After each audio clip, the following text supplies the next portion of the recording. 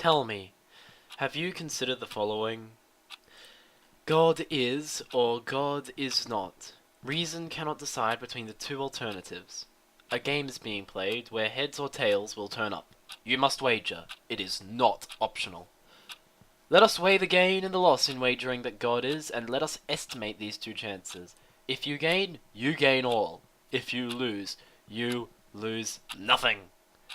Wager then, without hesitation, that he is, for there is here an infinity of infinitely happy life to gain, a chance of gain against a finite number of chances of loss, and what you stake is finite, and so our proposition is of infinite force, when there is the finite to stake in a game where there are equal risks of gain and loss, and the infinite to gain. But some cannot believe. They should at least then learn your inability to believe, and endeavour then to convince themselves otherwise. This is Pascal's wager, a philosophical idea that one should believe in God, because if God is not real, they lose nothing, but if God is real, then they gain everything. If someone does not believe in God and he is real, then they will be tortured for eternity. If someone believes in God and he is not real, then they lose nothing. It is an interesting idea, and it is important because Pascal's wager is a little ridiculous if you think about it. Let us consider then Pascal's wager, for I think that it has been thoroughly debunked many times over, but I shall still upload my thoughts on it, for why not?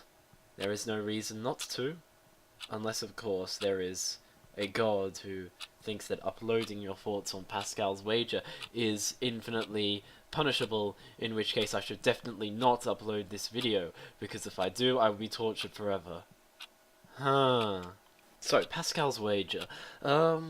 It is very logical on the surface.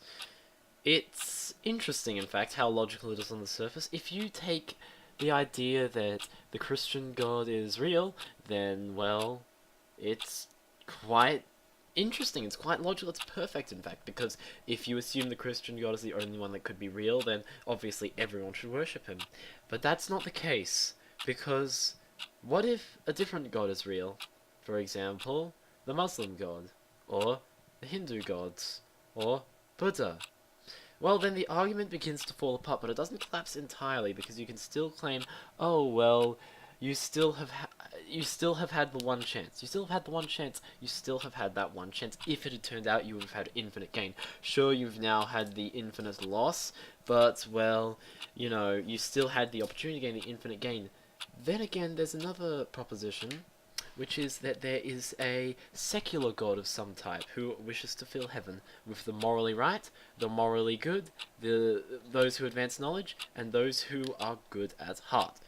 If this is the case, then it is foolish to buy into Pascal's wager, because if you buy into Pascal's wager, well, he's going to turn you away, and now you've bought into Pascal's wager and experienced an infinite loss.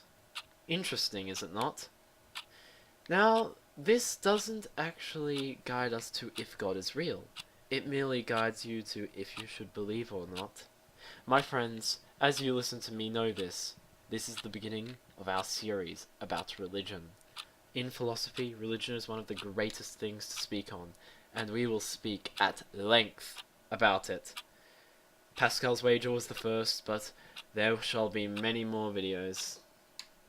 Please tell me in the comments below if you have any ideas you would like me to tackle in relation to religion, what religion you are, and other such interesting facts. I will not hold it against you, and none of my friends shall. For my friends, I really think it is a bit foolish to simply slag off someone who's just like you. Fare thee well.